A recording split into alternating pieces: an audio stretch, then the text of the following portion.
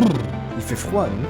Allez, installez-vous, j'espère que vous êtes restés sous la couette pour regarder les gros titres de cette saison automne qui clôt l'année 2022 en beauté. Ah oui, bonne année, tout ça, tout ça. Personnage peu poussé, on observe des batailles pas intenses sans trop comprendre l'intérêt. Oups, j'ai pas fait exprès, j'ai mis que 2 étoiles à un personnage principal naïf et ses amis à l'histoire pas trop travaillée. Vraiment prévisible et avec un scénario vraiment pas ouf, ça ne vaut pas plus de 2 étoiles. Tu cherches les animés méca les plus plats de ta région? Contrairement au personnage féminin de son histoire, Muvluv est fait pour toi. On rigole beaucoup mais on ne s'attend pas à plus.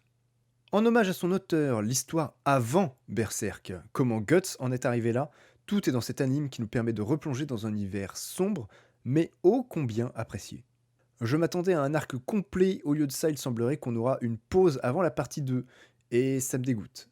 À part ça, on retrouve dès le premier épisode les bonnes vieilles musiques qu'on aimait, mais j'ai l'impression qu'elles ne sont restées que sur le premier épisode. Je me trompe?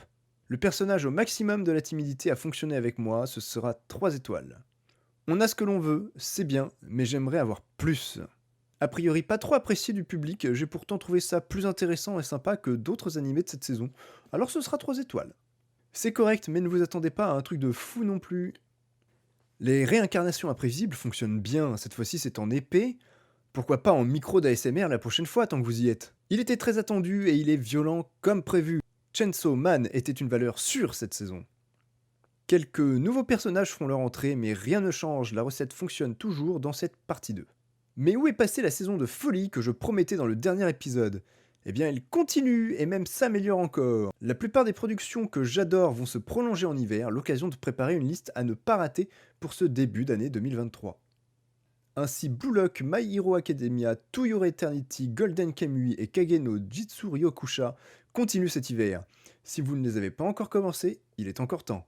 La saison 2 de Vinland Saga arrive, on a tous hâte de tâter de nouveau du viking. La suite de Tokyo Revengers aussi, pouf, c'est bon ça. Bofuri. Vraiment, Bofuri? Mais cet anime qui mélange les styles était mon coup de cœur de l'hiver 2022, et j'ose espérer avoir le plaisir de vous annoncer la même chose prochainement. L'adaptation animée du jeu vidéo Nier Automata arrive. Pour ceux qui n'ont pas joué au jeu, c'est l'occasion de découvrir une histoire plébiscitée par la critique. Ça tombe bien, c'est mon cas. Enfin, la suite de la saison 4 de Danmachi arrive, mais attention, on replonge directement dans l'action où nous avait laissé la partie 1. Bon, j'ai abusé, je crois n'avoir jamais fait de section d'animé à venir aussi longue. Est-ce que je vais réussir à survivre en matant autant d'animés à la fois? La réponse, au printemps.